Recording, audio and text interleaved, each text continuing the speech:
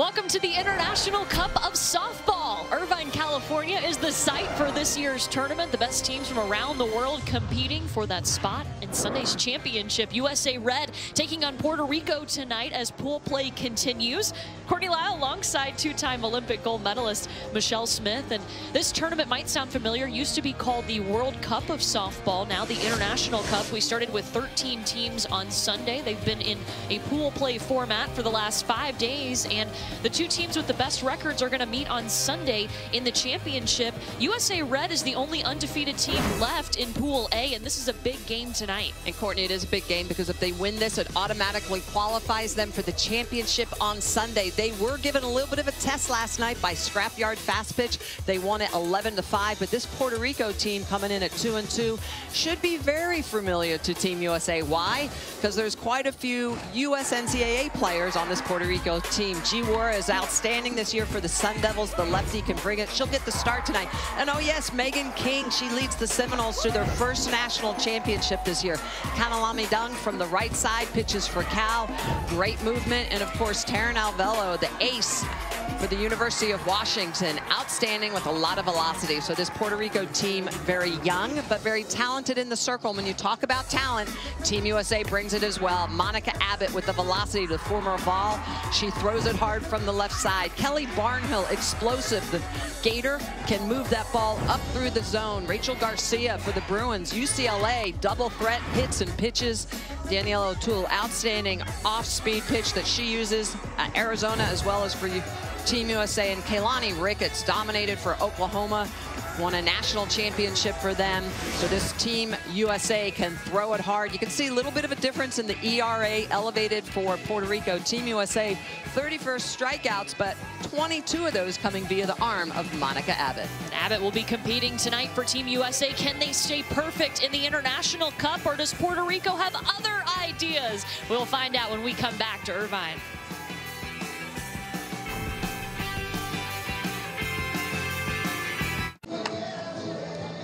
Monica Abbott working in the circle for this USA Red team facing Puerto Rico in pool play. Monica Abbott with all that velocity, the lefty experience in international play, was a member of the 2008 Olympic team back in Beijing. She dominates the curve. That's why she gets 2 exclamation marks at the end of Rise Ball, because she can bring it. We talked about the experience. She hasn't been with Team USA for a couple years. She's been playing professionally in Japan as well as in the NPF. She's back. She wants that opportunity to play in Tokyo 2020. And Monica Abbott right now, absolutely, Courtney, is the ace of this U.S. staff. Brings a lot of experience and a killer arm. She'll be facing a Puerto Rico lineup where Kiana Diaz-Patterson leading off, hitting 500 to start for this Team Puerto Rico. And the challenge for Puerto Rico is going to be put the ball in play. Monica Abbott, we talked about it earlier, 22 strikeouts so far in this tournament. So for Puerto Rico, it's going to be about seeing the ball, barreling it up, and trying to make something happen. Puerto Rico comes in hitting .320 this week. They're 2-2 in pool play. Their 2 losses coming to Scrapyard Fast Pitch and Chinese Taipei on Wednesday. Now, they had a day off yesterday, so able to get some rest and prepare to face USA Red. Kiana Diaz-Patterson will get the first look at Monica Abbott, an Olympian.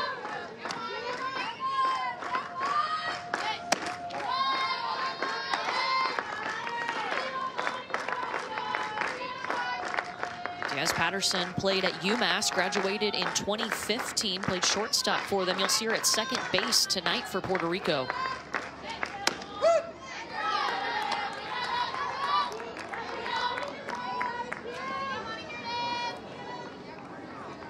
Abbott with that advantage against the left-handed hitters. 6'4". She looks like she's coming into your batter's box when you're hitting against her. She likes to throw away from them. She'll throw the curveball away, but she'll also bring it right back underneath the hands. You'll see the way she gets out to that 8-foot circle, that white circle around the pitching rubber. So not only does she throw with great velocity because her stride is so long, she's releasing the ball closer to home plate so that pitch actually has less distance it has to travel. So that's that explosive velocity that Monica Abbott delivers.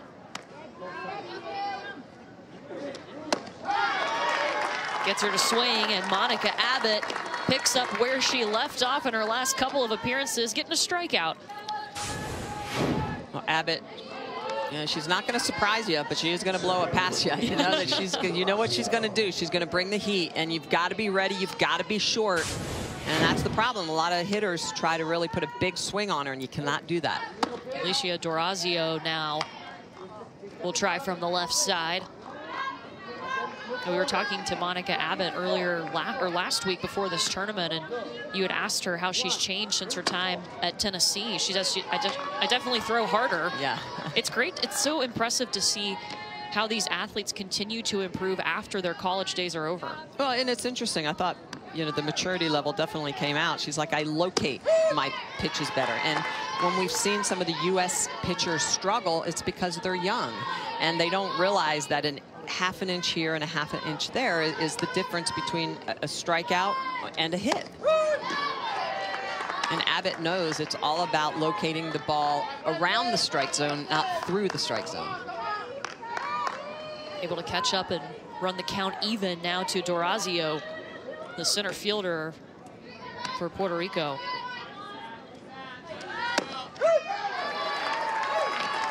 Two in a row. Edwin Mercado is the head coach of the Puerto Rico national team. He took over as head coach back in 2005 and has really been able to foster and grow the talent in Puerto Rico to develop this team. Well, he had a plan, and I love it. I mean, it started 4 or 5 years ago, knowing that he wanted to get the best players that he could on the field from within the United States collegiate system as well as from the island of Puerto Rico, because he knew he could compete. And this is a very big summer for Team Puerto Rico. This is Jenna Koza at the plate, and she is hit by that pitch. Second time in this tournament she's been hit by a pitch. Monica Abbott loves to throw to that corner away from lefties into righties. It's her non-arm corner because that ball continues to run, and that's what exactly is happening here. This is a pitch up and inside.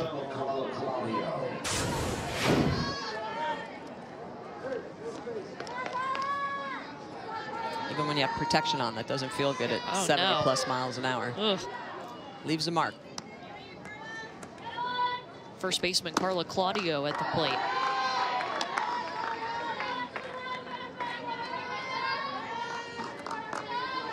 Captain on this team, played at USF, graduated in 2015.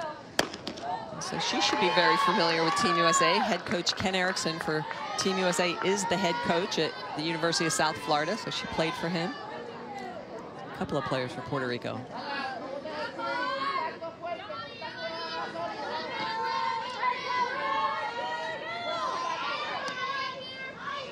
Two balls, no strikes.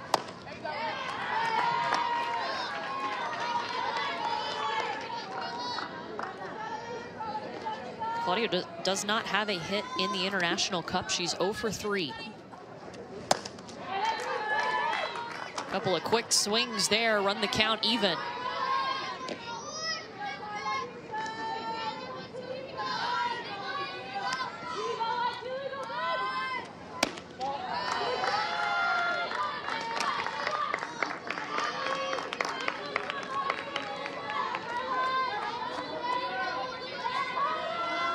Full count with 2 outs and a runner on first. Oof. Ball fouled right back into Aubrey Monroe.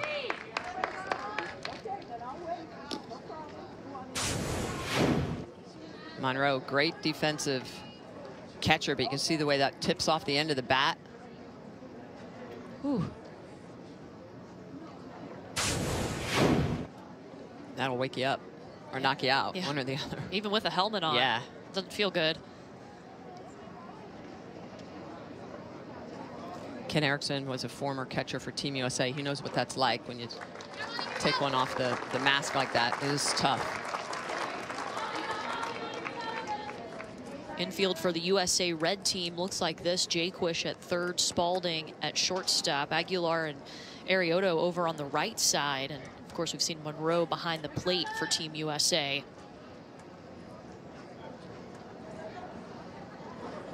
Outfield, Janie Reed, Christy Merritt, and Michelle Moultrie. It's her birthday today. Moultrie turning 28 today. Playing a little softball for Team USA. Not a bad way to spend your birthday. Outstanding. It is a full count to Carla Claudio with 2 outs. And remember, Koza is over on first. 3 strikeouts for Monica Abbott to start off this game with Puerto Rico. Monica Abbott throwing the velocity, using the curveball and the rise ball. The 6-footer blowing it through at 70+ miles an hour. Picks up 2 big strikeouts in the first frame.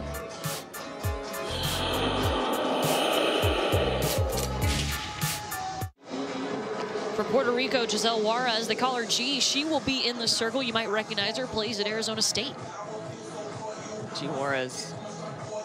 Dishing from the left side as well. If you're a lefty pitcher fan, this game should make you very happy. She's a little bit different than Monica Abbott. She's going to spin the ball past you. She uses a rise ball and a curve ball on both sides. Her off speed is going to be very important against Team USA. This U.S. team swings with a lot of power, and because of that, you want to be able to use that off speed to take it away.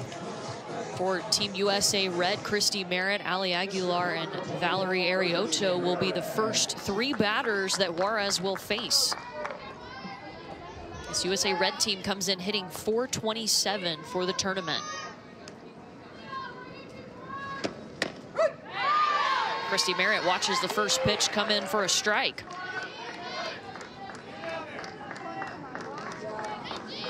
A couple of national championships at Florida. Finished her college ball in 2016. Merritt 0 for 2 in the International Cup. Has been able to get on thanks to a couple of walks in a few games. Oh, wow. I think that might have come in and hit part of her helmet.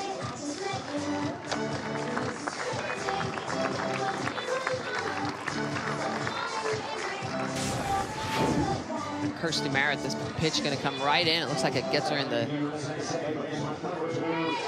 face guard. Yeah, a combination of the face guard and the ear flap of the helmet.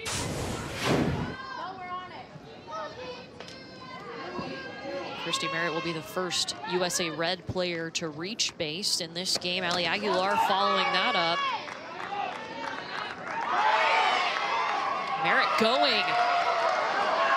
Oh. Looks like she slid past the bag. She did, yeah. That great heads-up play to try to go to third, but unable to stay on the bag, and because of that, is going to get pulled off. So Kirsty Merritt with a lot of speed. You can see the ball go down and pass. She immediately goes to second, but that little hesitation right there, and granted, you have to look.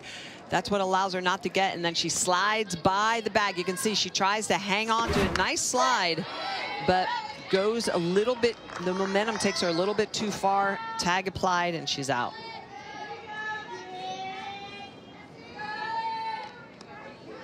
So 1 down. Ali Aguilar still at the plate.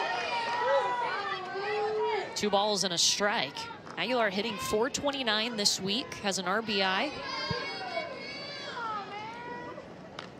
Former Washington Husky, played shortstop for them. Knocks this one past second. It'll make its way out to center, and Aguilar is on.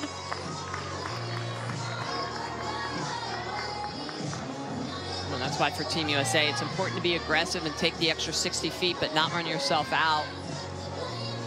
Aguilar is taking the ball right back up the middle. Nice swing, gets her foot down, outside pitch. She gets around it, drives it back up the middle. So this lefty matchup, you see Juarez trying to run it away from her, but Aguilar able to get that ball right back up the middle. Still 1 out for Valerie Arioto.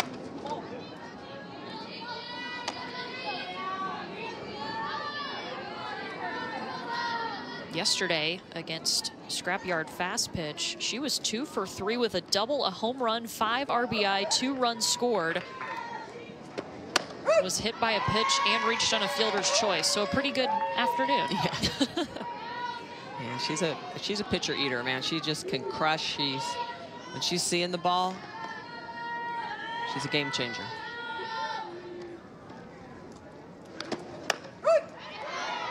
Leads this USA Red team with 5 RBI. G. Juarez with a nice off-speed pitch. That's the pitch we talked about earlier that she's going to have to use against this strong, big swinging U.S. team.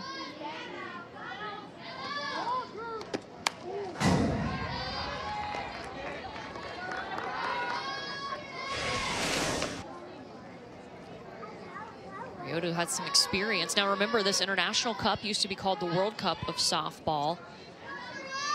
Has 4 gold medals to her name at the World Cup of Softball. Was a part of that World Championship team that took home gold, and the 2017 Pan Am team that took home gold.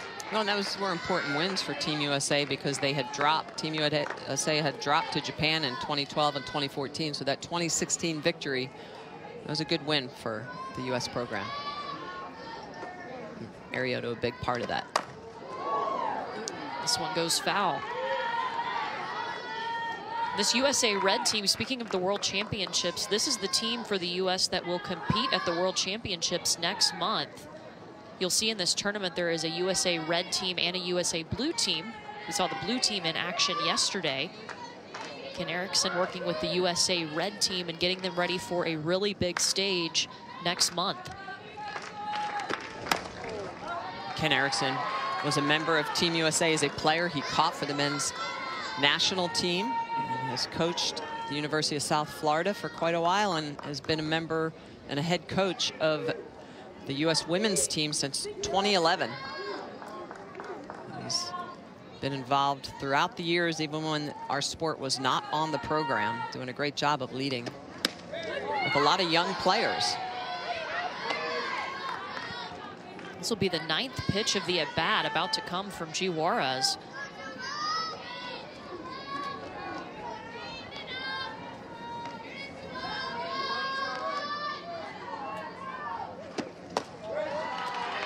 That one in the dirt, and Ryoto will take her base. 2 on now.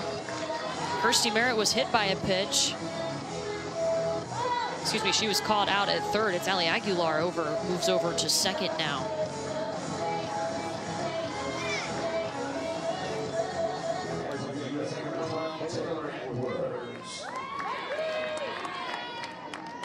Taylor Edwards next up in the DP role. Also works as a catcher sometimes for Team USA. Using her bat today. She's hitting .500 this week.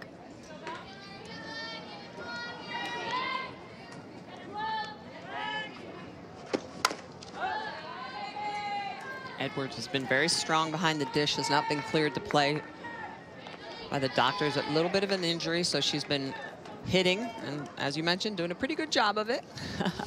She catches for Monica Abbott, I believe last year for the Scrapyard Dog in the NPF, so she'll be looking forward to getting that glove back on and helping Aubrey Monroe back behind the dish. This U.S. team has a lot of very talented athletes that can play multiple positions. It's going to be extremely important to be versatile.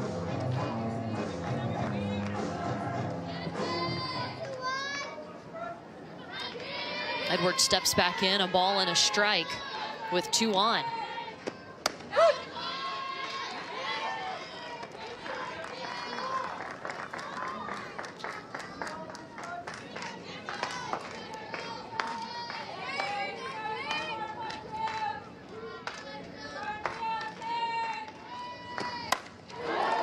This one going to left, hits the grass and gets past Toraka. A run scores, and USA Red striking first off the bat of Taylor Edwards. Taylor Edwards, lots of power. If you put anything up in the zone, she's going to mash it, and this pitch elevates. Look at her hand, straight to the ball, head down. Great hitting, really getting around this ball and driving it into left field. Little bit of a fumble out there. Toraka needs to keep her head down and keep the ball in front of her. USA able to plate the first run of the game. You got to keep in mind, too, when you're playing out in the outfield, this is a lot bigger field than they're used to seeing in college. All fields, the minimum is 220. And that makes a big difference on your ability to cover ground, your positioning more than anything. You have to start in the right spot. That extra 30 feet down the line. The collegiate game can be 190 down the line, so with 220 down the line, it just shows how much larger the outfield is. Delaney Spalding popping up near the Puerto Rico dugout. Claudio is trying to go in there and get after it.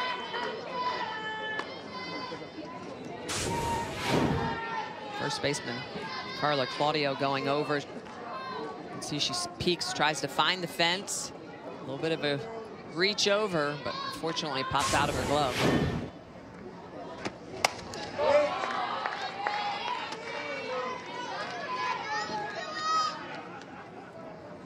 Spalding, a 2017 graduate of UCLA, hitting .429 this week, playing shortstop.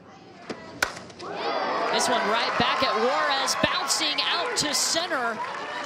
Runner is coming home. Another run comes across the plate for USA Red.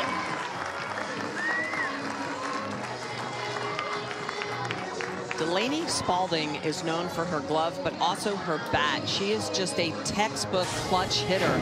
Great eyes. Look at the way her focus is on the ball. Execution, air expels as she drives her hands and that barrel head through the ball. And this pitch just exploded right back up the middle. Team USA, we talk about their ability to hit for power, but this team right now, great ability to hit for average. Playing some station-to-station softball here in this first inning. 2 runs up on the board already, and they're going to warrant a pitching change. So we'll introduce you to the new pitcher for Puerto Rico when we come back. USA Red already on top of Puerto Rico, 2-0 with 2 on.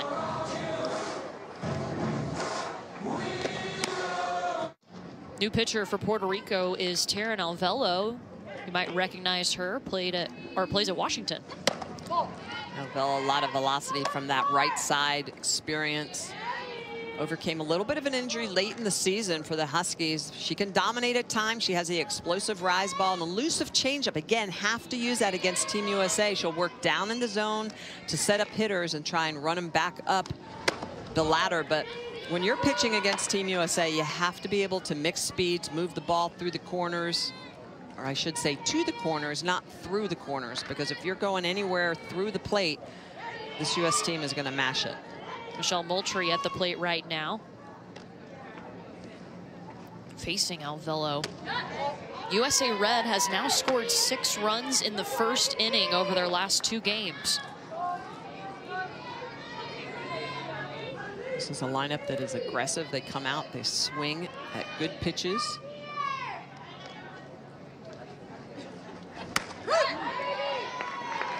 Alvelo at 67 miles an hour. The setup pitch prior was her off speed at 48 miles an hour. It's the pitch she's going to need to use, but she's going to have to be able to locate it for a strike.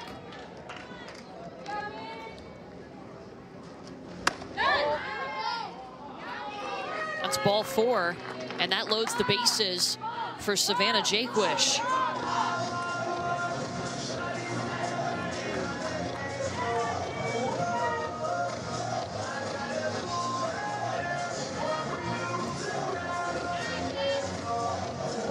Jaquish does not have a hit in the International Cup. She's 0 for 2.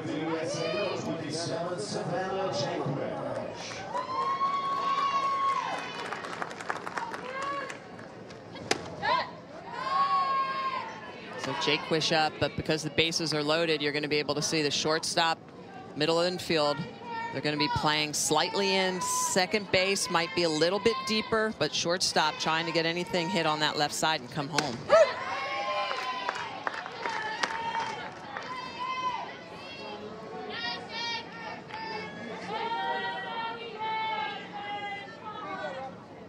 Jaquish, a former LSU Tiger, is a catcher there, playing third tonight. That'll be foul.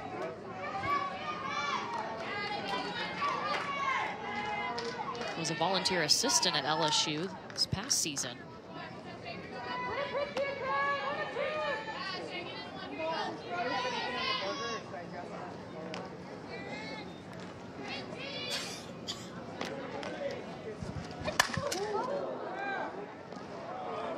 That one just over the head of Sanchez. Shemaya Sanchez should know Savannah Jaquish very well. Yeah. Played together at LSU. Sanchez, nice effort.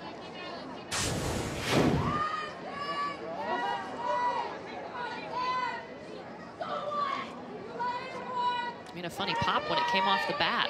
Yeah, got in on the hands of Jaquish.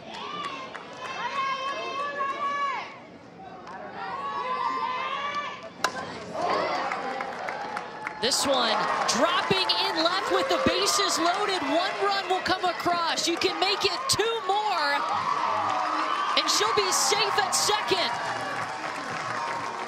That's a big first hit in the International Cup. Savannah Jaquish sitting on a pitch and driving it. This is an off speed that hangs just a little bit. She barrels it up because of the location. It is over the white part of the plate, and a nice effort. Taraka trying to keep that in front of her, and you see Jaquish thought maybe it was going to be catch, but Edwards able to score, as well as Delaney Spalding.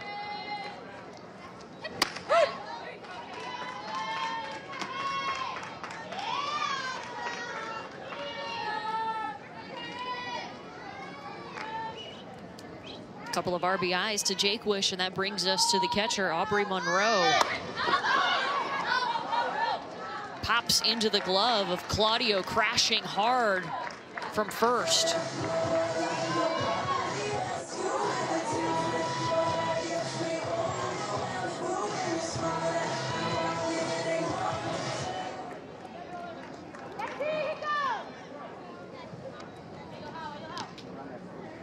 Number 9 hitter for USA Red, Janie Reed, hitting .636.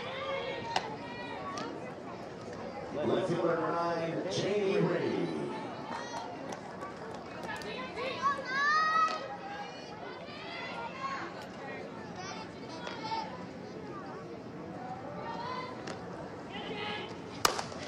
That one goes right back at Alvelo, and she was able to flash her glove up quickly. But more damage coming. USA Red on the board at the end of the first, 4-0.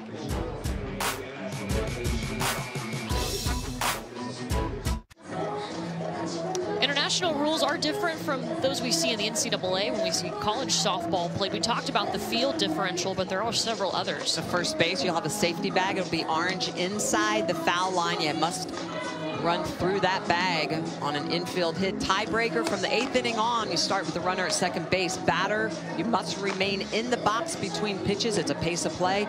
Verbally as well, you can walk a batter. Again, pace of play. And the big one is illegal pitches. You're allowed to leap. So there's the orange bag that we're talking about. The orange bag is on the inside of the foul line. The white bag obviously in play, but designed to keep the collisions at a minimum over at first base. Big one that we talk about a lot in the collegiate game is the illegal pitches. They changed the rule a couple of years ago in international play so that pitchers can leap. In other words, the pivot foot can come off the ground. And so for a pitcher like Kelly Barnhill, where a lot of people question, is she illegal, is she not? It actually is conducive for her to be able to throw an international ball. She doesn't have to worry about keeping the foot down. This is Jamie Hoover leading off, facing Monica Abbott, who struck out 3 in the first, put 1 on thanks to a hit by a pitch, but took care of the rest. We got to see USA Blue in action last night, and speaking of those pace of play, I mean, I really like the pace of play rules in the international game. It keeps it moving. And the strikeouts keep continuing. Well, Monday at 8 p.m. Eastern, 5 Pacific on ESPN and ESPN Deportes, we'll have the T-Mobile Home Run Derby from Nationals Park with hometown hero Bryce Harper. Same rules are in place, each player racing against the clock to hit as many long balls as possible in this head-to-head bracket-style competition. You can also see it streaming live on the ESPN app.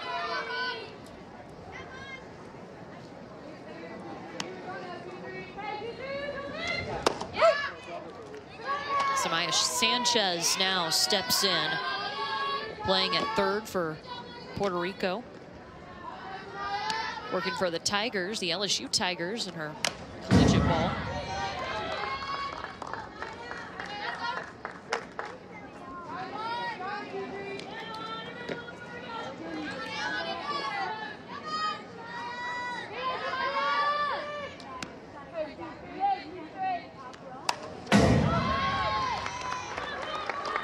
to stay in there with Abbott.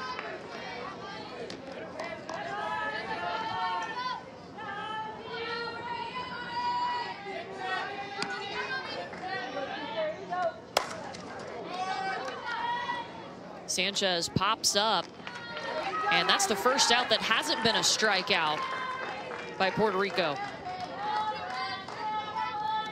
Courtney, you mentioned pace of play. Monica Abbott throws with a good pace. She doesn't waste any time. There's also a 20-second clock in international play. You may see it behind home plate every once in a while when our cameras are shooting from center field. You can see it off there on the left-hand side. So the pitcher has 20 seconds to deliver the ball after they get it back. So it resets once it comes back to Monica Abbott.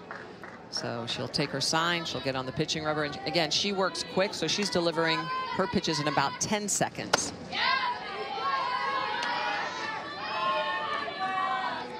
What does that do if you're the hitter? That's why you have to keep that foot in the box, so that also helps so that the batters aren't out adjusting gloves all the time. Now, once there's a foul ball or there's a dead ball, you're allowed to leave the box and then get back in. But it's basically designed to help pace a play, keep the game moving along, try to get the game to fit in that 2-hour window.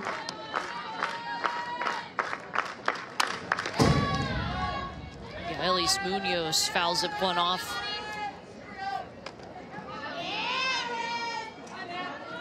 And so you can see Monica Abbott back in the circle. Remember, it was a dead ball. That was a foul ball. The ball just went out. So a lot of times it won't really reset at that point because it's in between pitches where it's most important. Munoz hits one, and Merritt will come over and snag it for the third out in the second. Puerto Rico can't get on. The strikeouts keep coming for Abbott. USA leads it 4-0. No one said following your dream was easy. Nobody said it would be a walk in the park. Day in, day out. Training, growing. All while trying to support a family. For the one dream of representing the United States On the international stage. it's more than just the game. Support the team and help USA softball athletes in reaching their dream. It means the world to me to be a part of the USA Softball Legacy Club. You can join the USA Softball Legacy Club by going to usasoftballlegacyclub.com. I was so excited. It was so awesome, and just for people my age and older who have set the pace for that to even happen, and also for the young girls that are able to potentially live out their dream is really awesome.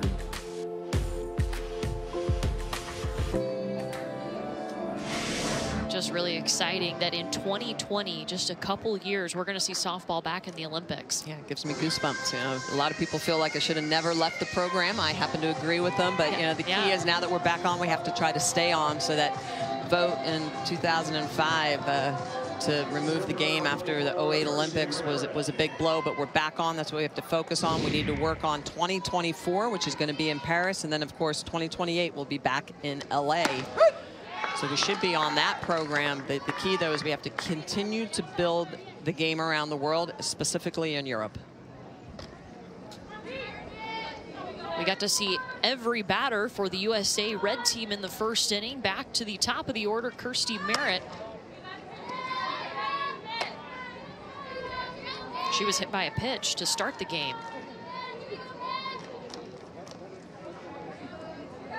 But this is the first time that she'll get to face Taryn Alvello.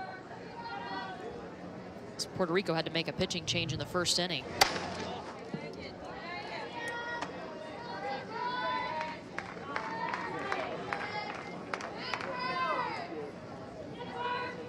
Munoz will come out to talk to Alvello.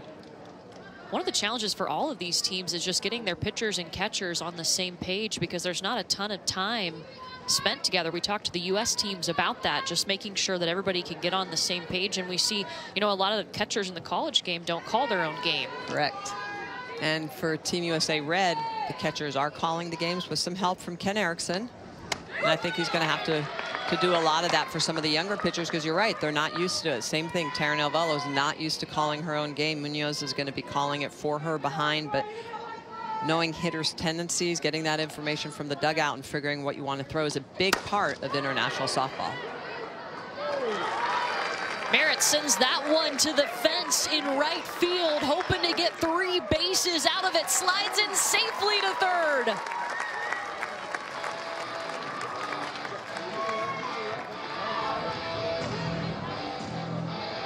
Carsyn Merritt with just so much pop in her bat. Curveball in the outside corner. She doesn't try to do too much with it. Look at the way she's just going to reach, lean, and go for it. Keeps her eyes down and just busts it the opposite way. Doesn't even really finish her swing, but just pops it down the line. And this is where this larger field makes a really big difference in international play. Leadoff triple for Carsyn Merritt. First hit in the International Cup is a triple. Allie Aguilar, we just heard her talking about her reaction when she found out softball was going back in the Olympics. She singled and had a run scored in the first.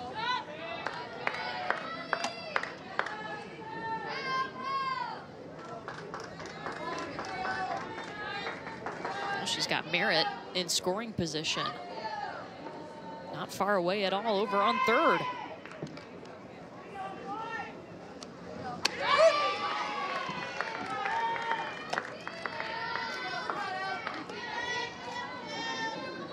Bello continuing to use that off speed at 48 miles an hour. Great pitch. Good movement, and she locates it low. It's tough. This one will stay in the infield into the glove of Diaz-Patterson. Well, and that's the key. You use the off speed at 48 miles an hour as the setup, and then she rides a pitch in the mid-60s at Aguilar's hands, and she induces the pop-up. One down with Merritt still over on third for Valerie Arioto.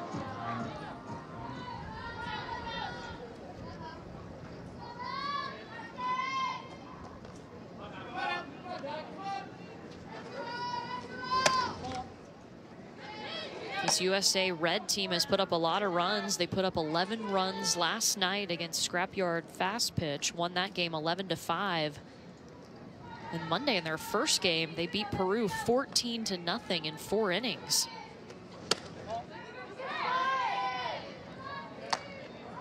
Their game with China was a little bit closer, 2-0, but that's when we saw Monica Abbott have 16 strikeouts.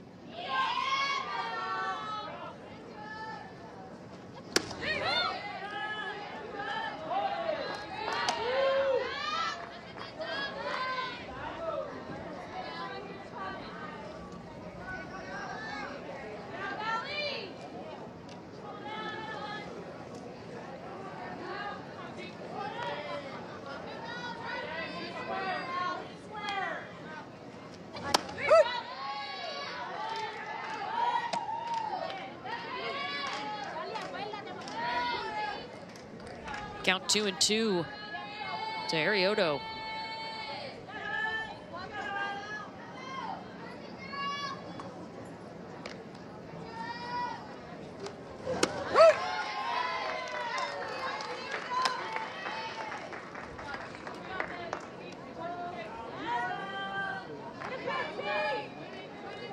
That apparently was the second strike.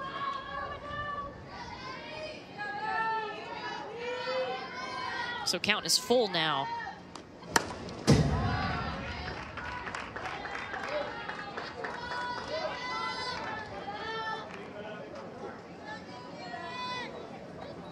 Arioto walked and had a run scored in the first inning, but that was against G. Juarez. Different pitcher here with Alvelo in the circle. And Alvelo is going to get her. That's the first strikeout for Taryn Alvelo. Well, our Wimbledon coverage continues tomorrow at 9 a.m. Eastern on ESPN. Serena Williams will take on Angelique Kerber in the Ladies Championship. Serena looking for her 8th Wimbledon title. This is her 30th career major final appearance. A little rematch of the 2016 final at Wimbledon. Of course, we saw that crazy semifinal between John Isner and Kevin Anderson that went 6 hours and 36 minutes. Just insane with Anderson on top. They had to suspend Djokovic and Nadal due to curfew. Start that one tomorrow at 1 p.m. local time. That'll be 8 a.m. Eastern. This one flies out, and USA is going to leave a runner on. USA Red still on top of Puerto Rico, 4-0.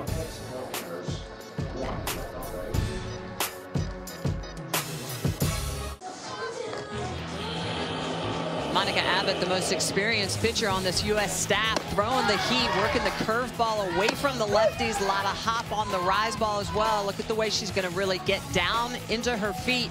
A little bit of a step off the pitching rubber. She's going to have to tighten that up, but a long stride. She gets out above that 8-foot circle, and that velocity just flying out of her hand at 70 miles an hour. Monica Abbott getting it done for Team USA. 2 innings pitched, 4 strikeouts. She has been very strong on the staff here for Team USA. Will be a big part of this team going over to Japan here in a couple weeks for the World Championships that will qualify 1, maybe 2 teams for the 2020 Olympic Games. And when we say 2 teams, obviously Japan qualifies as the host nation. Whichever team wins, or if Japan wins, whoever comes in second will qualify for 2020. Adriana Otero will start the 3rd inning off for Puerto Rico. They've only had 1 on base, and that was because of a hit by a pitch in the 1st inning. Abbott gets her to swing there for strike 2. Count is 1 ball and 2 strikes.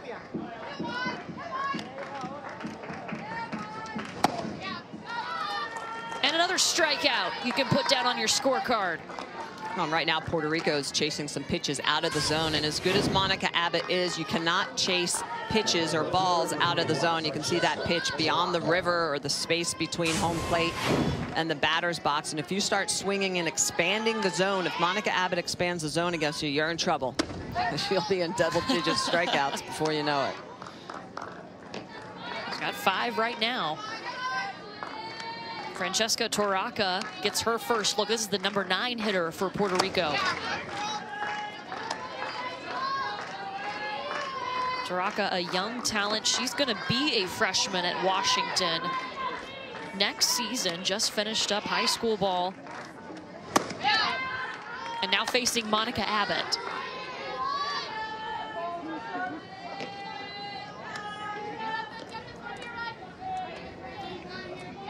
Big challenge. What a great experience, though.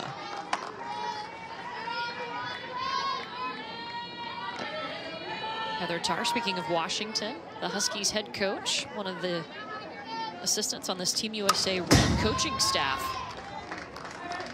We'll get to hear from her later in the game.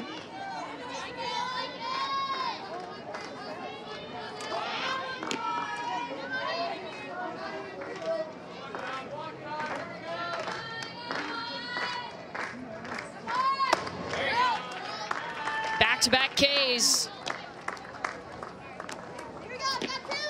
Well, if you were with us throughout the college softball season, you know about the 7 Innings podcast, a great way to keep up with what's going on in the world of softball. And there's going to be a special summer edition.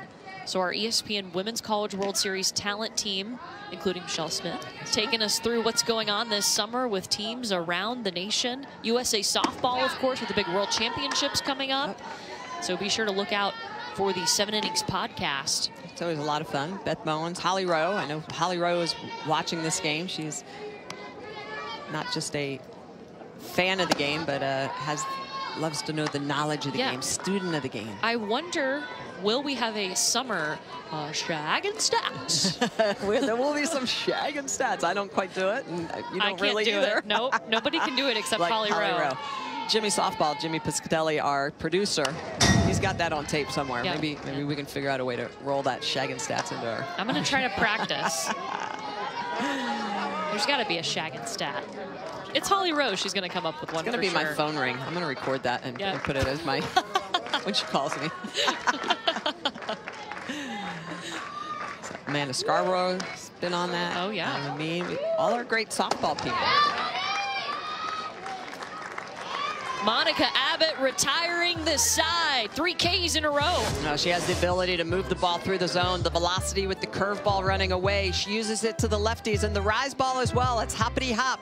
Monica Abbott getting it done. 7 strikeouts in the game.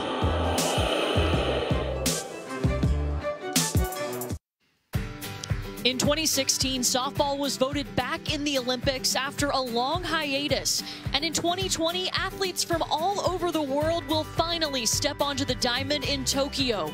Millions will now get to see the sport of softball on the biggest stage and inspire the next generation of athletes. Just so exciting to hear that softball is back in the Olympics. It'll be a little bit different. They will only have 6 countries competing in the 2020 Olympics. We were used to seeing 8 countries compete, and we talked about too, Japan has already qualified because they're hosting the 2020 games. Well, and that's why this year, Chiba Japan World Championship, so important for this USA Red team. This is the opportunity for Team USA to qualify for 2020. Just 6 teams competing, 15 players on each of those 6 teams. So unlike in previous years, as you mentioned, Courtney, there were 8 teams in the Olympic Games that I played in 04 and 08. So everybody working hard for that first step to make those Olympic Games. And you mentioned the 15 players on the roster. They could come from this USA Red team or the USA Blue team. Yeah, there's a lot of time left to make this program and a lot of time to continue training day in and day out. There's no off season when you're training for an Olympic Games. That quad, those 4 years fly by. Delaney Spalding starting off the 3rd, fouls it off. There's a metal screen behind the dish, and that makes that loud noise when they foul off a ball into it. Sometimes you see netting. Count is 0-2. Alvello facing Spalding.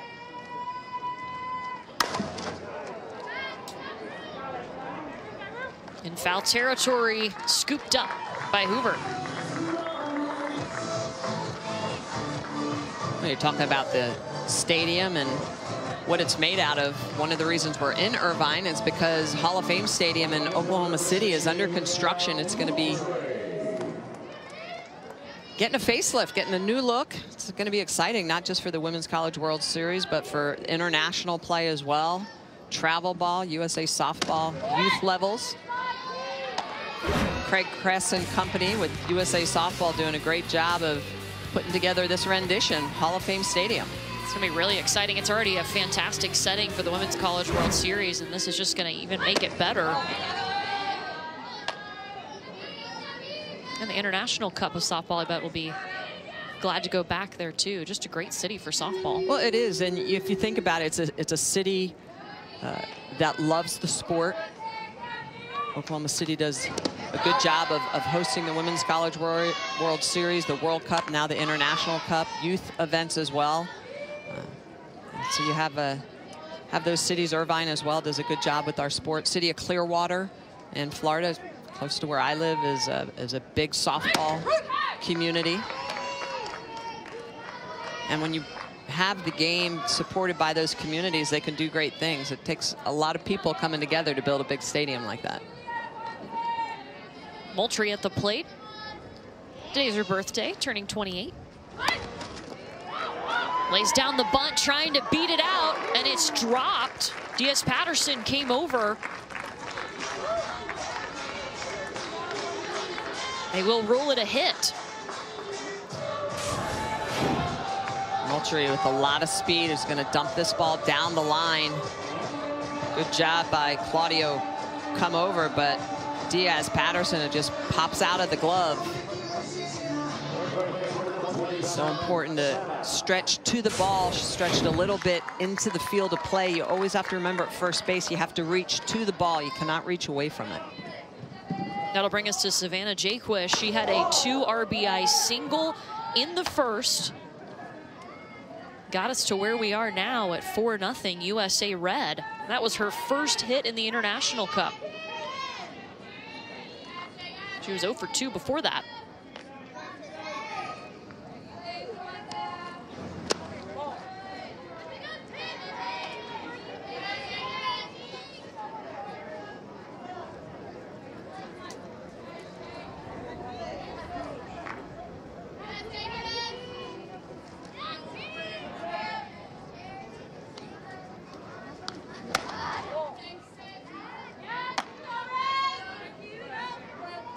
3 balls, no strikes to Jaquish. 4-time All-American at LSU, facing Taryn Alvello in the circle.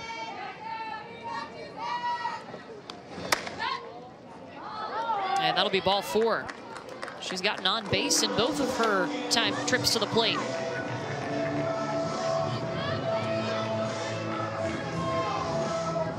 Still just 1 out.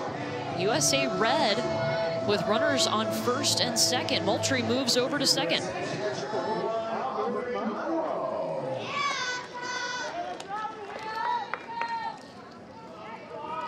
Aubrey Monroe last time squared up and hit one back at Alvello.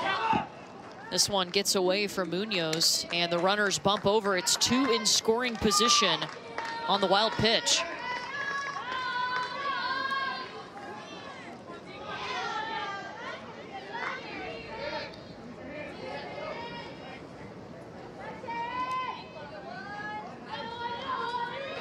Jaquish on second, Moultrie on third. Monroe at the plate.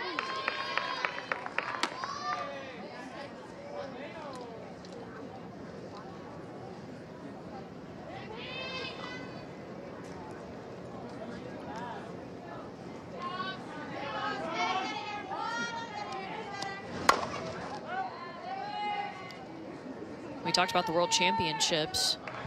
Team USA won gold there the last time they held the World Championships in 2016. Aubrey Monroe was a part of that group.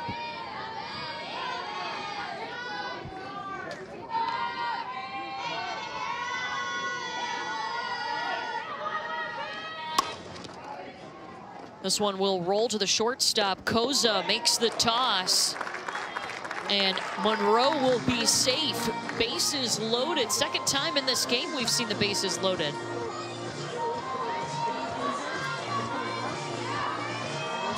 Koza in the 5-6 hole. It should be an easy play. She gets right to it. She's going to check and make sure Moultrie is not going anywhere. And then the throw just runs away from her. Claudio pulled off the bag.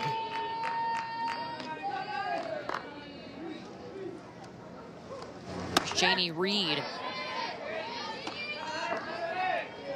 In the international game, these athletes are so talented across all of these teams. You've got to make that routine play. They'll take advantage right now. Janie Reed trying to do that for her team with 1 out and the bases loaded. USA Red has had a runner in scoring position in every inning today.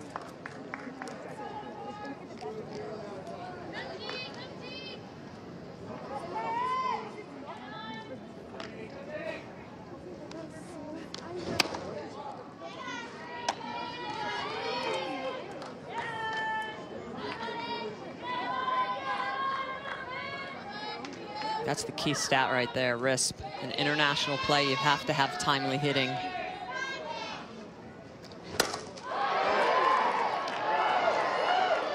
Wow, great catch by D'Orazio. And they're able to turn it into 2 outs. USA leaves them on the pond. We will talk to Puerto Rico head coach Edwin Mercado when we come back. His team trailing by 4. Thank you. Thank you. Back in Irvine, California, USA Red on top of Puerto Rico 4-0. We're joined now by Puerto Rico head coach Edwin Mercado and Carla Claudio. And coach, how has this team changed this year from Puerto Rico teams in the past? What's the difference? ¿Cuál es la diferencia entre la versión de este año y otras versiones de años pasados? Bueno, este año nos concentramos en la ofensiva, aunque no ha fluido todavía en el juego. Obviamente estamos enfrentando a una de las mejores lanzadoras del mundo, pero mejoramos la defensa y la ofensiva. This year we've been focusing on our offense. Obviously it's not showing right now. As we can all see, we're facing one of the best pitchers in the world, but that's pretty much what we've been focusing on. Coach, this is Michelle. You talked about this summer being of very big importance, that there's Latin American games coming up. Tell us a little bit about that event. Dice que este es un año muy importante para nosotros. Tenemos los centroamericanos que se avecinan. ¿Qué tú piensas del torneo? Bueno, entiendo que esto es un torneo bien importante para prepararnos para la próxima competencia, que es los centroamericanos. Yo creo que nosotros tenemos un equipo que podemos ganar nuestra medalla de oro en los Centroamérica, y esta experiencia de jugar con este nivel tan alto de softball nos va a ayudar muchísimo para el torneo. He's saying that's a really important tournament for us. We're using the International Cup of Softball as a preparation for us. We do have the team to go for the medal, the gold medal. So we're just happy to be here playing at this level right now. Thank you both. We appreciate it. Thank you so much. Good luck. Thank you, guys. Thank you.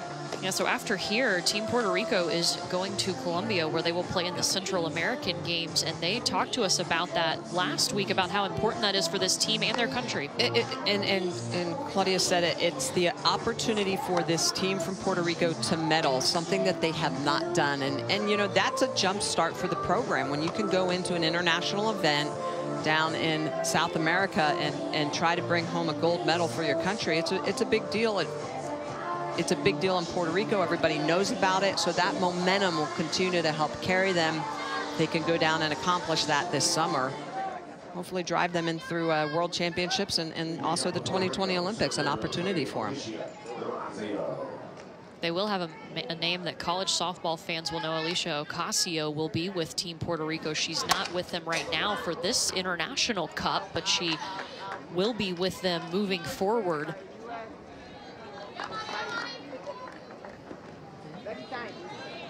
But it's just been incredible to watch how this program for Puerto Rico has developed. And, you know, Carla Claudio told us it really started with Coach Mercado fielding the youth team, starting younger, you know, 16 and under teams to build and grow the programs in Puerto Rico. Well, that's what it takes. This is a game of experience. You know, you don't really hit your stride or hit your ability to be the best athlete you're capable of being until you're in your late 20s, you know, early 30s. And there's a lot of younger athletes on this Puerto Rico team, but they're very talented. And the more they can play, the more opportunity for them to get experience and mature. Alicia Dorazio leading off the fourth. Ahead 3-1 to Abbott.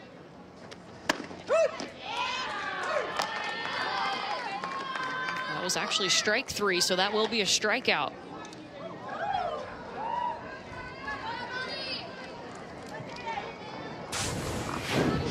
Abbott continuing to throw the curveball away.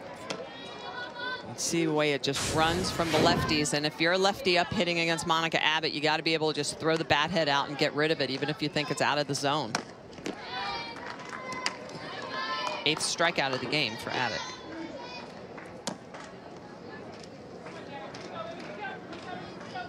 Abbott had 16 strikeouts on Tuesday against China, only gave up 1 hit.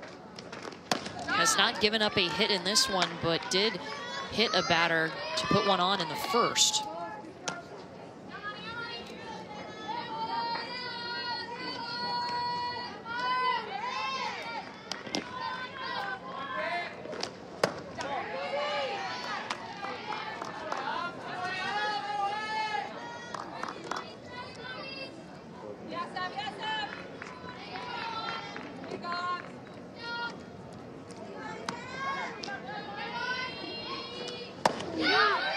Jenna Koza swings through it. That's 5 strikeouts in a row for Monica Abbott. 9th tonight.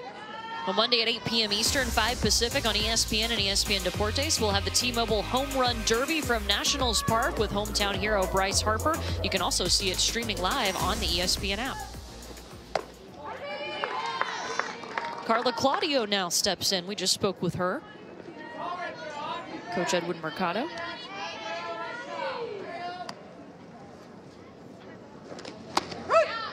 Claudio pitched and hit at USF. Finished up her career in 2015 for Coach Erickson.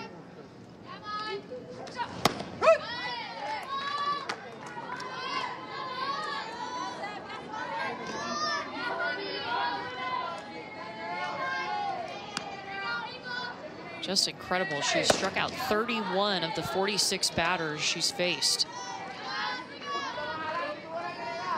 All but 3 today.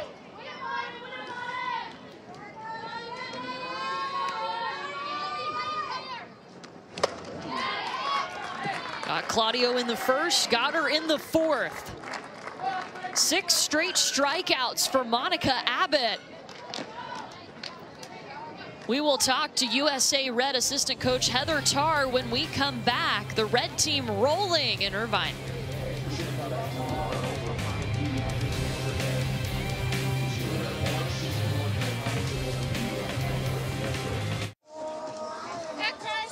Bottom of the fourth, USA Red on top of Puerto Rico in pool play 4-0. And we're joined now by USA assistant coach Heather Tarr. And coach, some of the players were telling us last week about the jersey project. You've had them researching their number and the history of it with USA Softball. Why was that important to you? Well, I think it's just important for any situation you're in to know who came before you and respect that. And it was a way for the athletes to be able to connect with the past. And we're going to advance the project forward and just have some more authentic connections between the past players that have worn the jerseys and these guys. And it'll be exciting to see it come together. Coach, what's been the biggest challenge for you coming from the collegiate game now into the international game for you as a coach with these incredible athletes?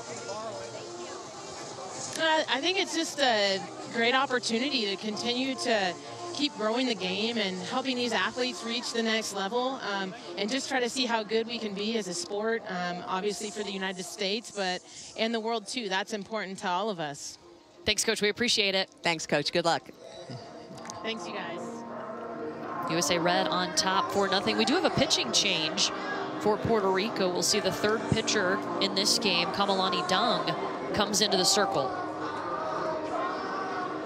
Kamalani Dung's throwing for Cal. Started out at Fresno State, transferred over to Cal. Has the ability to move the ball with good velocity through the upper 60s. It's the changeup and drop combo that makes her very successful. She will use a rise ball to change planes and eye level. So against Team USA, she's really going to need to use the lower part of the zone. And that off speed, we talk about it. Oh, so important, trying to take power away from this U.S. squad. We've seen the USA lineup twice all the way through now. Kirstie Merritt back to the plate for the third time in this game. 1-for-1, was hit by a pitch in the first inning and then had a triple, the first triple of this tournament for USA Red.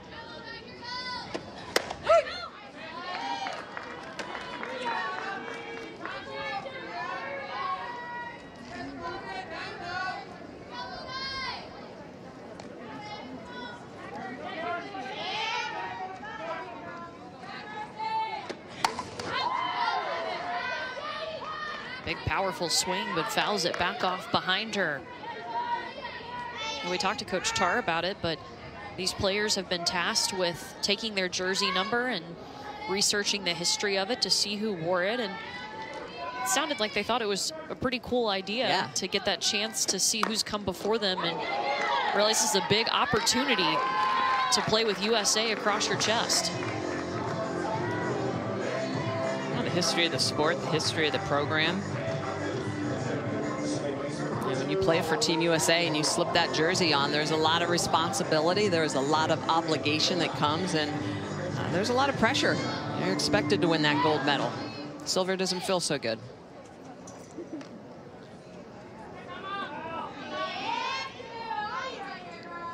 Here's Ali Aguilar.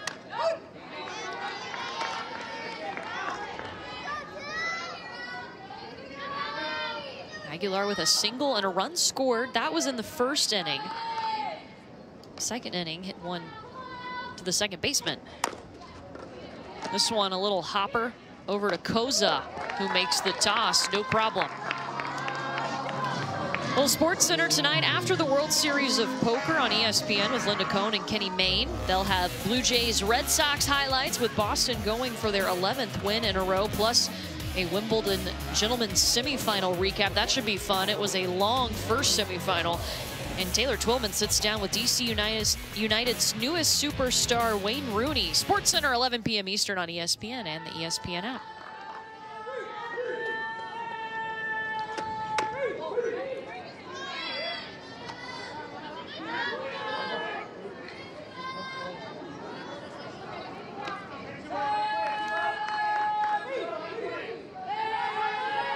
Valerie Arioto is 0-for-1. That pitch low from Dung.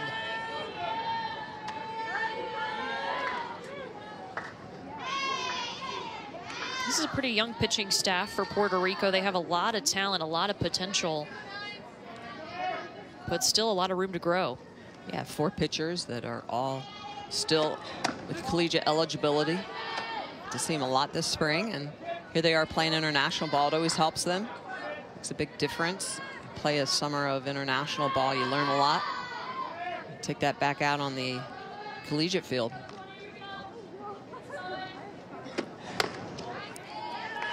Ball 4 issued to Arioto. 2 on now. Excuse me, Arioto will be the first one on in this inning.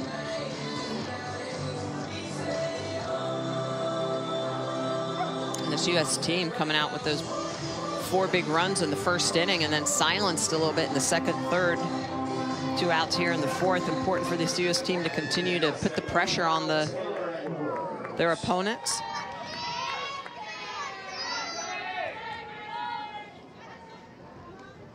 Taylor Edwards now steps in. And so that timely hit, that's what you want to see. Those bats continue to stay hot when runners are in scoring position, be able to punch them across. And in the second and third inning, they weren't able to do it. They stranded runners at third in both those innings.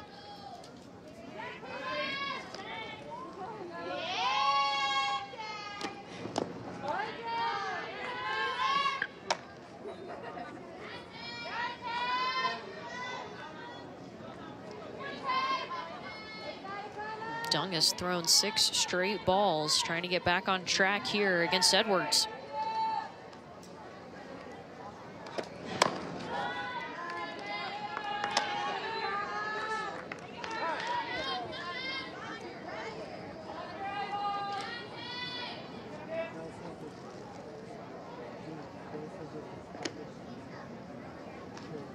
Carla Claudio, the first baseman, coming over to talk with her. Claudio is also an option at pitcher, by the way, for Puerto Rico. She's thrown 2 1/3 innings in this tournament.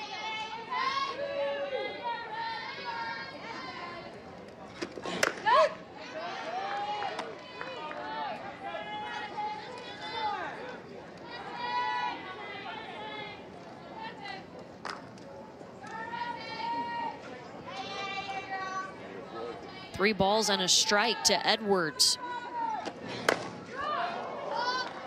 High into the sky, Koza tracking it down and makes the grab for out number 3. USA Red will leave a runner on first, still up by 4.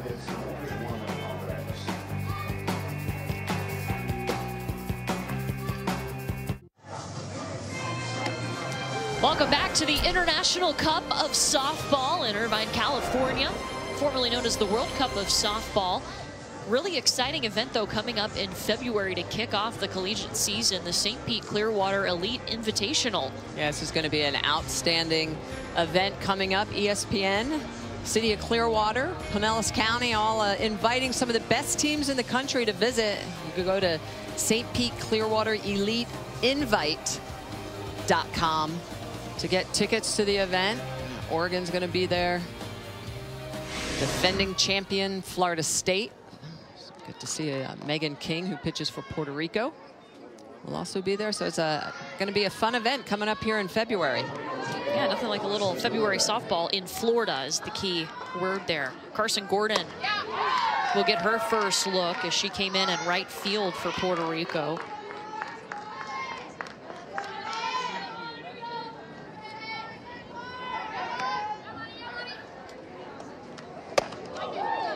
One high and inside from Abbott. Abbott has struck out the last 6 batters. Gordon comes in hitting 200, played in every game for Puerto Rico this week.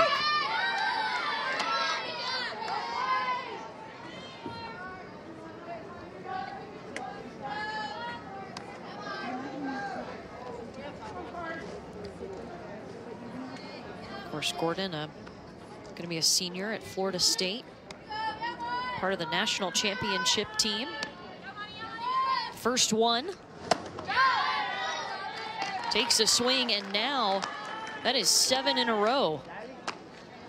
11th overall for Abbott. Oh, it's the velocity. This is a true 70 miles an hour that Abbott is throwing this rise ball. Gets back. Gets past you in a quick. Gets past the bat in a quick. Got to shorten up.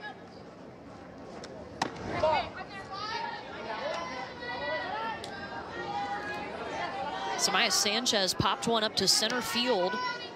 She's one of only 3 batters who had not struck out.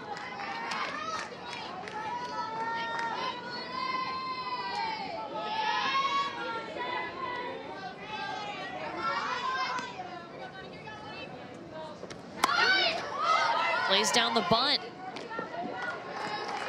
And Aguilar able to come over and help out Arioto.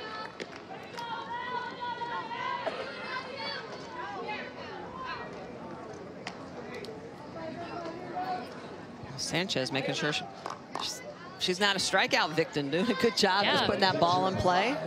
And that's what you have to do against Monica Abbott. You cannot take big cuts with that sort of velocity. You see 2 fly out to ground out. Everything else has been a K.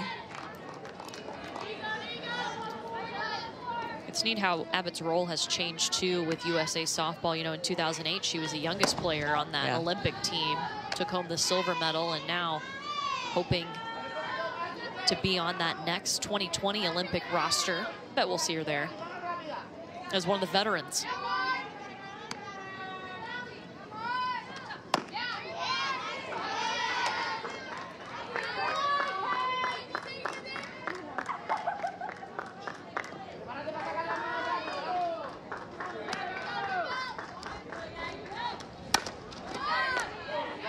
This one rolls into the glove of Arioto. Only 1 strikeout in that inning for Abbott, but she's got 11 on the evening. USA Red leads it 4-0.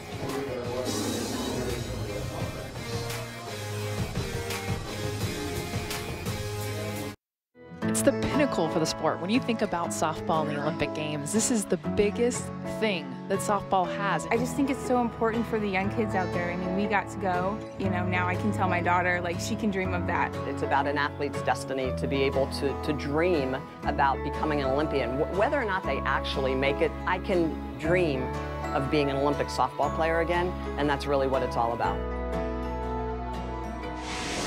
Very well said. And, you know, we heard from Kelly Barnhill. She's talked about how, you know, when the Olympics went out, when softball went out of the Olympics, she went up to her room and cried, and then cried when it came back in, just to have that opportunity back on the table to be an Olympian. Yeah, it gives you goosebumps to, you know, for me, having been there and realizing the opportunities and the way it changes your life and that you can help change other athletes' lives by inspiring them. But now knowing that these women for Team USA get to experience this as well. And it's not always fun. I mean, it's early wake up calls. It's, you know, missing, I think I missed 12 Thanksgivings in a row at one point, even though you're like, oh, it's not softball season. But yeah, it is. When you're training and you're out of the country playing, it's the responsibility that comes with it, especially for Team USA. This is a tradition-rich, you know, program that is used to winning.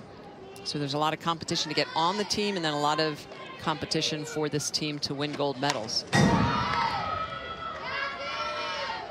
Of course, Michelle, you have a couple of gold medals. Yeah, 96 and 2000. Ralph Raymond was my head coach during both those Olympic Games. Played with a lot of great athletes against actually a couple of the Japanese members that we'll be seeing them tomorrow against USA Blue. There's a strikeout for Kamalani Dung. She gets Delaney Spalding.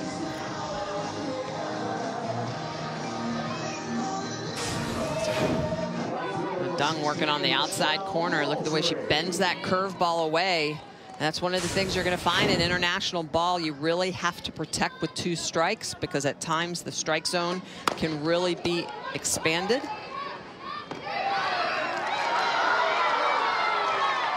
He'll get Michelle Moultrie. What a grab by Koza, and able to make the toss. She had to go down deep. Koza's going to run into that 5-6 hole. Michelle Moultrie, one of the best in the game at getting down the line, and she's just going to punch this ball down. Koza coming up, running, flipping it over, and Claudio over at first base. A good stretch. Like Michelle Moultrie wanted the birthday gift. Give me the safe. Come on, Blue. But she gets punched out. Pinch hitter Kelsey Stewart will step into the spot of Savannah Jaquish with 2 outs and nobody on.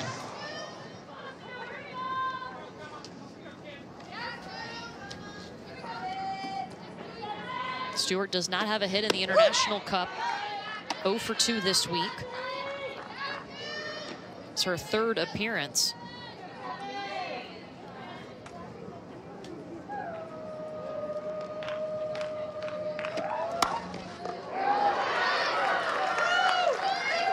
That one stays down the line.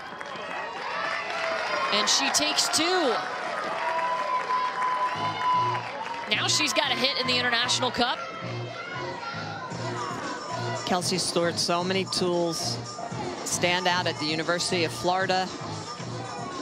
And showing why she's a member of Team USA. Takes a pitch on the inside corner and off speed. And she's just going to turn on this pitch and just drive it right down the right field line and no break. She sees it, the play's in front of her, easily in the second. Aubrey Monroe will try to bring her home. She has a hit. It came in the 3rd. It was a single.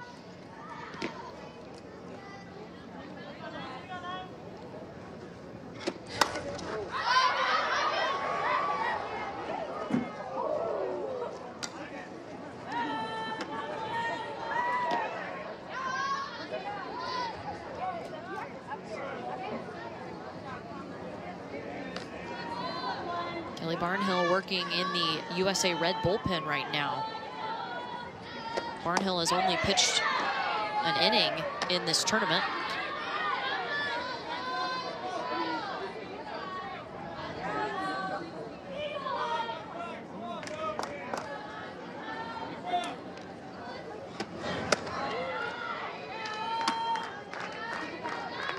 Opportunity for Team USA to get some of these younger athletes some experience in international play. Kelly Barnhill is one of them.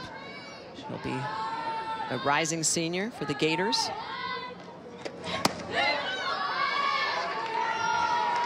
And Aubrey Monroe will take her base.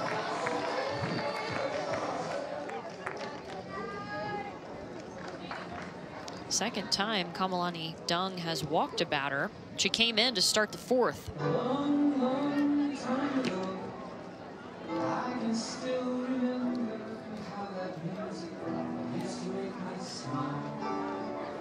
It's international play. They do have the international run-ahead rule.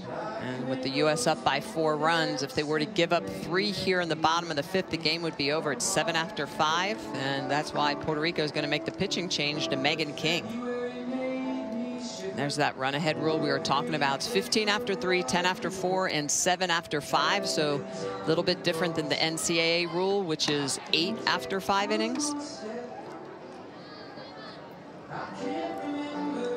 We get to see Meghan King now work in the circle, of course, fresh off of a national championship with Florida State. Outstanding effort, Meghan King, the lefty, getting the Seminoles their first national championship for Lonnie Alameda and company. King, the lefty, likes to throw the ball in the mid-60s. She works a curve and a drop, low in the zone. Usually will attack you at the knees. She's efficient and she's effective when that location is on, and that's what we saw in Oklahoma City at the Women's College World Series. She was just mowing down hitters with her ability to just locate and be very precise, and when she does that in international ball as well, she can retire a lot of hitters. Meghan King will be a senior at Florida State, and this is these are her numbers in the finals against Washington in Oklahoma City. Look at those 10 strikeouts to just 2 walks, controlling the game, locating her pitches. Jessica Warren doing some outstanding glove work at third base for us. Her defense was working.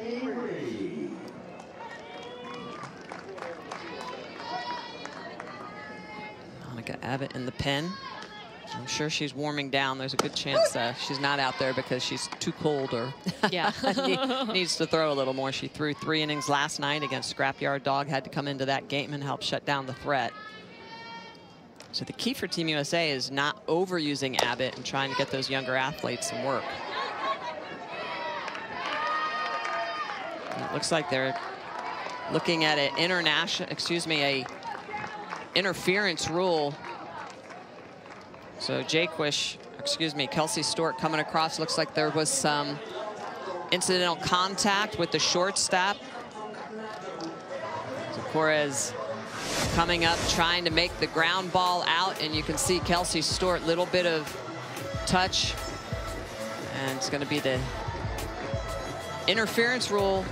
So Puerto Rico getting out of the inning. USA still up on top.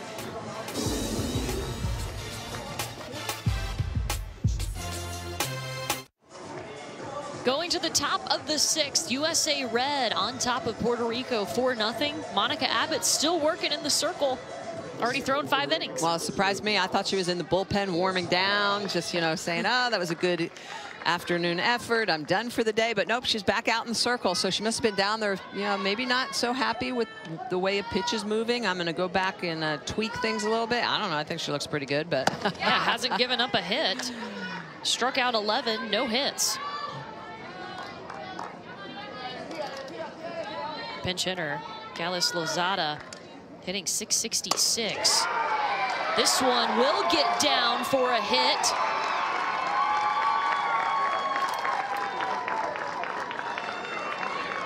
Like coming out of the dugout and getting the first hit in this game for Puerto Rico.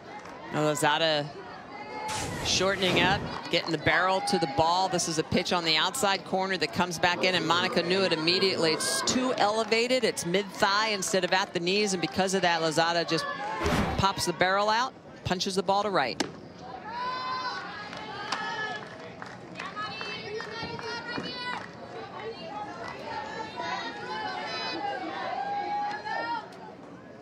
Korina Rosario now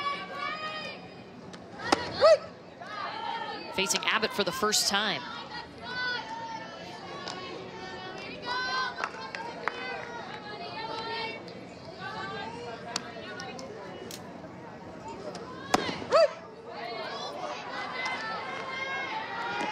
A ball and 2 strikes to Rosario, who's 0 for 2 in the International Cup. Abbott has thrown 51 strikes. And Rosario chases that one. Strikeout number 12 for Abbott. Monday at 8 p.m. Eastern, 5 Pacific on ESPN and ESPN Deportes. We'll have the T-Mobile Home Run Derby from Nationals Park with hometown hero Bryce Harper. Same rules are in place. Hitting long balls, you know how it works. You can also see it streaming on the ESPN app.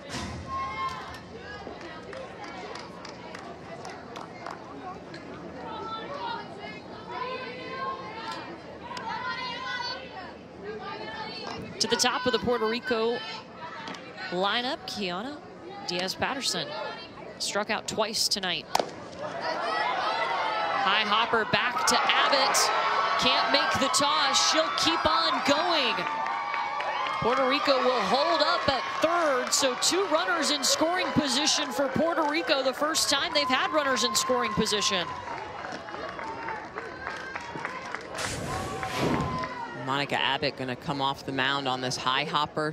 Ball slapped down, and Abbott just not able to toss that ball. She needs to throw a dart throw overhand. When you try to shuffle the ball under like that, it's A, hard to make it accurate, and B, it doesn't get there with enough velocity. So Monica Abbott needs to work on that play a little bit more so that she's efficient getting that ball over to first base. Ken Erickson comes out to talk with his infield. I mean, you can see the way he was just using his hand and coming over the top. He's probably saying the same thing to her. Trying to get flip that ball over to first. This tournament is a great opportunity for this team to play together with such a big tournament coming up. On deck, if you will, the World Championships start August 2nd.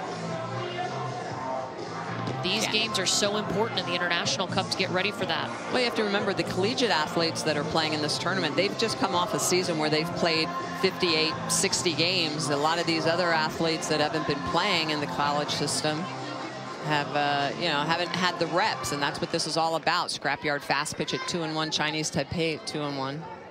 Team USA Red will be taking them on tomorrow evening. USA Blue taking on Japan. It's going to be a good game. Yeah, if USA Red can hang on here, they will secure a spot in that championship game Sunday night in the International Cup.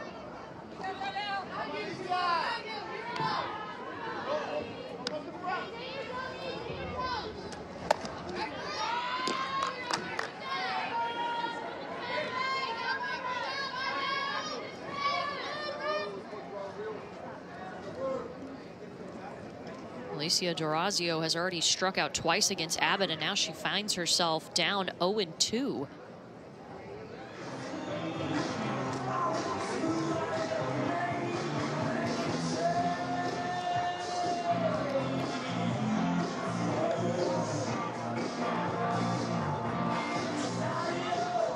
Dorazio with a big opportunity here. She can climb out of this because she has 2 runners in scoring position. Just 1 out.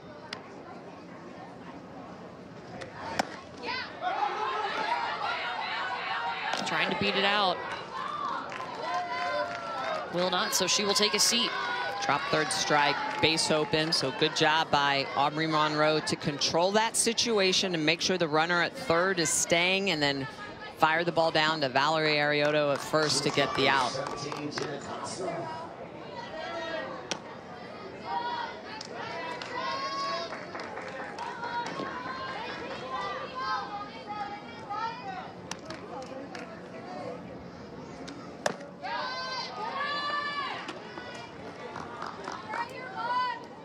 Here's Jenna Koza.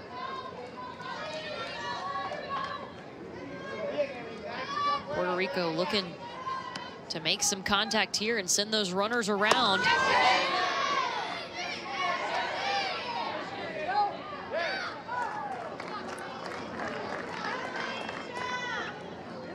Get some help and say that she did go.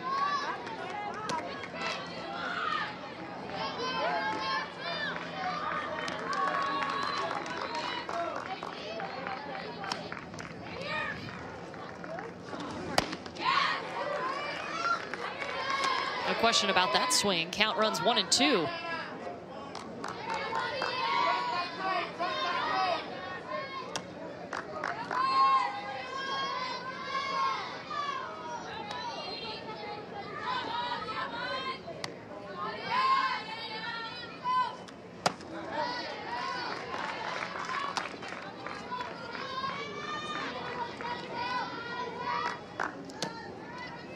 Puerto Rico 2 for 2 in this tournament. Wins over China and Peru. They lost Wednesday to Chinese Taipei. Had yesterday off.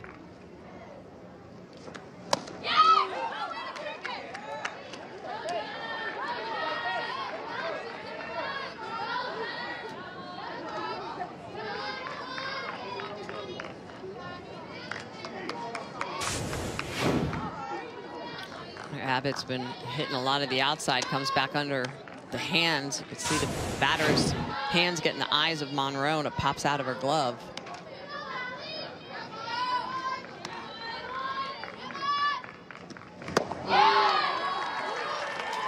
And another strikeout for Monica Abbott. They just keep on coming double digits. Monica Abbott using the rise ball, but also going down in the zone. 14 strikeouts on the afternoon for Monica Abbott. She is still blowing the smoke. No one said following your dream was easy. Nobody said it would be a walk in the park. Day in, day out. Training, growing. All while trying to support a family. For the one dream of representing the United States on the international stage. It's more than just the game. Support the team and help USA softball athletes in reaching their dream. It means the world to me to be a part of the USA Softball Legacy Club. You can join the USA Softball Legacy Club by going to usasoftballlegacyclub.com. USA Red put 4 runs on the board in the first inning, and the score has stayed the same ever since. They're on top of Puerto Rico as we head to the bottom of the 6th, and we will get to start with the top of the USA Red order. Kirsty Merritt had a hit by a pitch and then a triple. Was left on after hitting that triple. 1 for 4 in the International Cup this week. First look, though, at Meghan King in the circle. Puerto Rico has used 4 pitchers now in this game against USA Red. U.S. with 2 teams in the International Cup. USA Blue will play later this evening. We'll have both teams for you tomorrow on our ESPN networks. But this USA Red team is the one that will go to the World Championships, hoping to qualify for the Olympics. And they're glad they have Merritt in their lineup, a home run.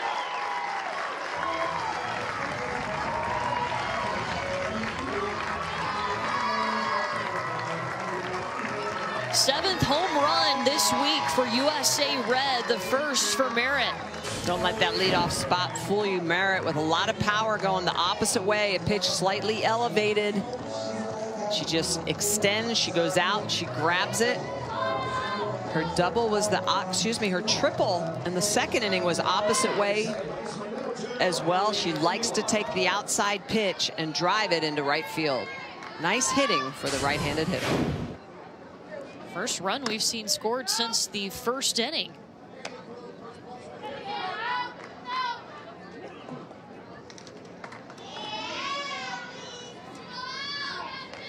And the run-ahead rule in international play, by the way, is 7 after 5. If you watch the collegiate game, it's 8 after 5, but 2 more runs for USA Red. They can put this one away. Thanks to a solo bomb from Merritt. Meghan King facing Ellie Aguilar.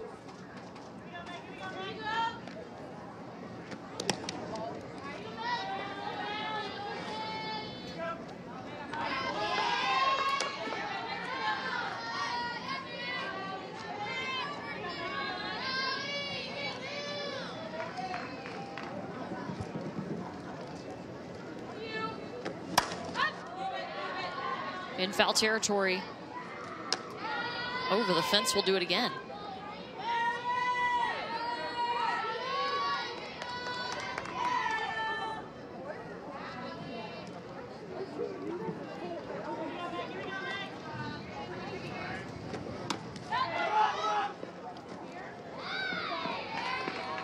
Drop third strike. That's a curveball going away from Aguilar. She swings through it, but it gets away from Lopez, new catcher in the game.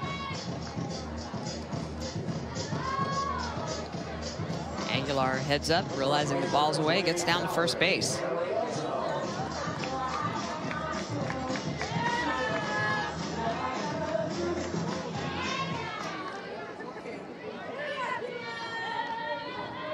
Arrioto now steps in to go against Meghan King. She's walked twice this evening, struck out once.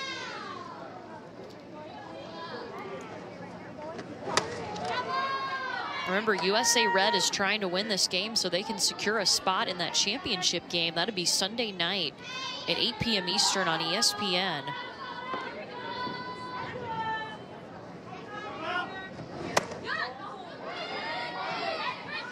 USA Red playing in Pool A. USA Blue is playing in Pool B, and we will either see USA Blue or Japan in that championship game on Sunday. They will face each other tomorrow.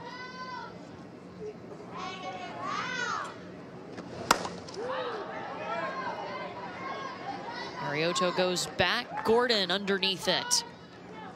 Tomorrow we'll have a couple of games for you. You'll get to see both USA teams in action. First at noon Eastern on ESPN2. Japan will take on USA Blue. That should be really interesting. Remember, Japan won this tournament last year.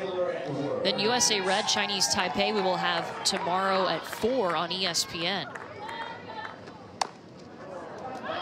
Little check swing, Taylor Edwards.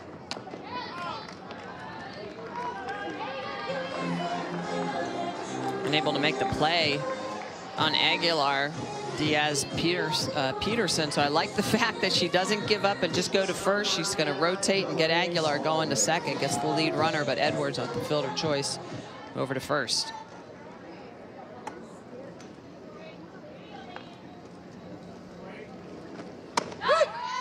Delaney Spalding lays off of that one, but it is a strike from Meghan King.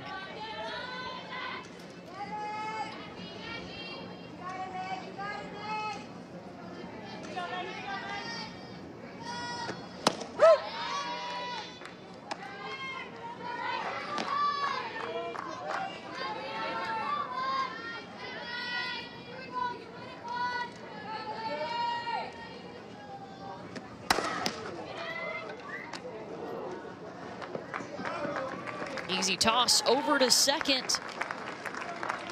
But not before we finally get to see a little fireworks in this one. Kirstie Merritt. Merritt, the righty, taking the pitch on the outside corner, driving it the opposite way. That solo shot puts the U.S. on top, 5-0.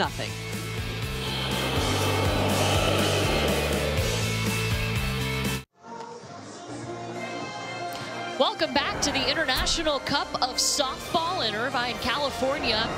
USA Red battling Puerto Rico. This USA Red team 3 outs away from earning a spot in the championship game of this tournament. That'll be on Sunday at 8 p.m. Eastern. And Monica Abbott staying in the circle. She's been phenomenal, 14 strikeouts. Abbott very strong. She pitches, professionally over in Japan for Toyota. So she has kept herself in shape year-round. And it's showing. Ace of this USA staff, just 90th pitch of the game, which actually, when you think about it, Courtney, with the number of strikeouts that she has and her pitch count at just 90 pitches into the top of the 7th here, it's pretty impressive.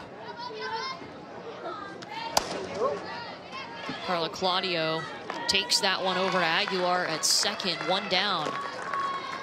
Well, our Wimbledon coverage continues tomorrow at 9 a.m. Eastern with the Ladies Championship. Serena Williams and Angelique Kerber will face off. Serena looking for her 8th Wimbledon title. Should be some exciting tennis. They had some long semifinals on the men's side today.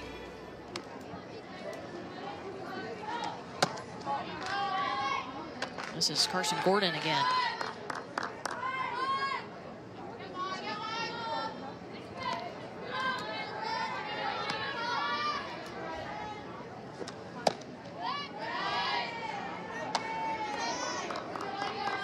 We get so caught up in the college game, we forget how much development happens after they leave college. And you just watch Monica Abbott and you can see evidence of that. Had a phenomenal career at Tennessee. Graduated there in 2007, helped them get to the Women's College World Series. It's like every athlete, it's that development, as you mentioned, it's your ability to mature. 18 to 22 years old, you're just really learning the sport. Physically, your body is still getting stronger. Abbott works out all year long, and you can tell. I mean, the velocity that she still throws with at the high 60s, 70 miles an hour, true 68, 69, 70 miles an hour. 0.3 of a second reaction time for the hitter. And with that, her 15th strikeout of the game. She's just been incredible. Monica Abbott using all of her pitches. She throws the curveballs away from the lefties, but it's the location. Very spot on. She'll bend that curveball both ways. She'll go up in the zone with the rise ball. And because of that, she's thrown to all quadrants. She'll mix in a screwball once in a while as well. But the ability to pound the zone at 70 miles an hour, bending it in and up, is what makes her so difficult to hit.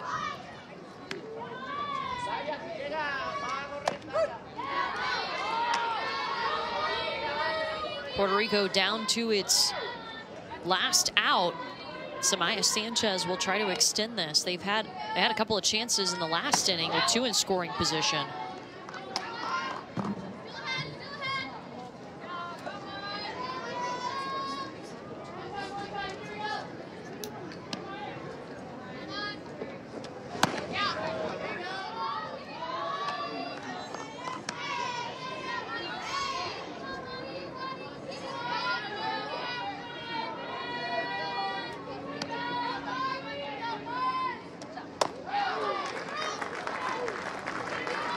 And so fitting that she ends this game with a 16th strikeout.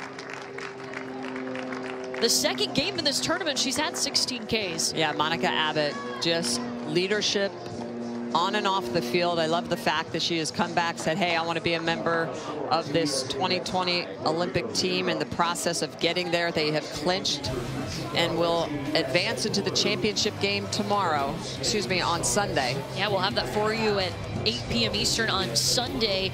Monica Abbott with 38 strikeouts in the International Cup of Softball. Another 16 strikeout performance as USA Red defeats Puerto Rico 5-0.